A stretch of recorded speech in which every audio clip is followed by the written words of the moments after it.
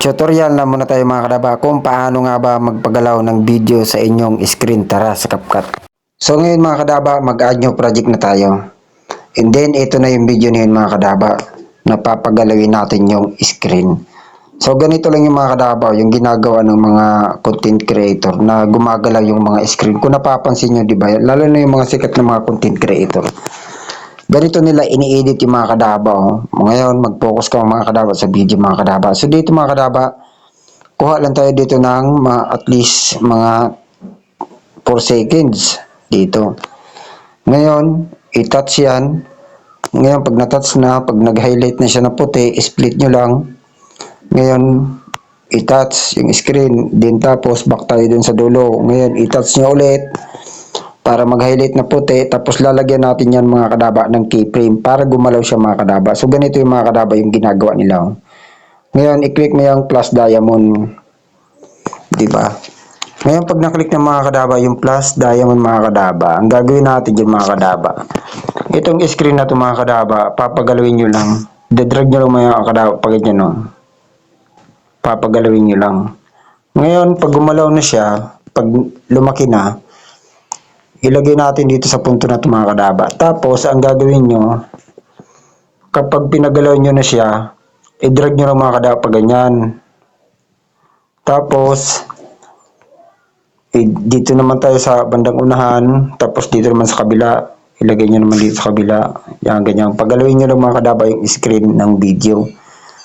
Tapos, dito naman tayo sa isa. Ngayon, itaas naman natin. At pagkatapos mga kadaba, ang gagawin natin dyan, dito naman tayo sa unahan naman. Tapos ganun lang mga kadaba, igaganyan nyo lang, bababa nyo lang. At pagkatapos mga kadaba, dito na tayo sa may dulo, maglagay ng keyframe. Dito na. Dito tayo maglalagay ng keyframe. Tapos ang gagawin nyo, ibalik nyo sa dati mga kadaba yung video. Ganito lang yung mga kadaba, ibalik nyo lang sa dati yung video.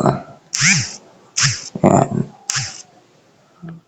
Yan, pag okay na siya mga kadaba, ganito yung resulta niya mga kadaba, yung kakalabasan niya mga kadaba. Ngayon tanggalin muna natin mga kadaba yung volume para hindi tayo makopyright. Yan. Tapos i-check nyo lang. Ngayon pag okay na siya mga kadaba, ang gagawin natin, try natin tong tanggalin itong isang video na to, yung nakakat. Tanggalin ulit natin yung volume para iwas tayo sa copyright mga kadaba. Ngayon, i-check nyo lang. Ngayon, pagka-check mga kadaba, ang gagawin natin, try natin i-play. So, ganito mga kadaba yung kakalabasan niya mga kadaba. Oh. Ayan o, diba? Gumagalaw yung screen. Diba, napakalupit mga kadaba. So, ganun lang mga kadaba yung ginagawa ng mga sikat na mga content creator. Kung napapansin nyo, diba mga kadaba? Gumagalaw yung screen pag pinapanood nyo. Hindi nyo lang siguro napapansin.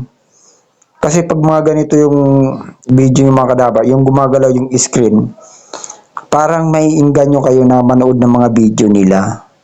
Parang mahuhook kanila na panoorin yung mga video nila. Ganun yung mga kadaba. Parang naakit ba kayo? So, ganun lang mga kadaba yung pag-edit sa video nito mga kadaba. Sa mga ganitong editing. So, ngayon mga kadaba, ang gagawin natin dyan, mag-export na tayo. Export nyo lang. So, bali hanggang dito na lang mga kadaba ang video nito. Kung may natutunan ka mga kadaba, pakipollow and pakishare na lang.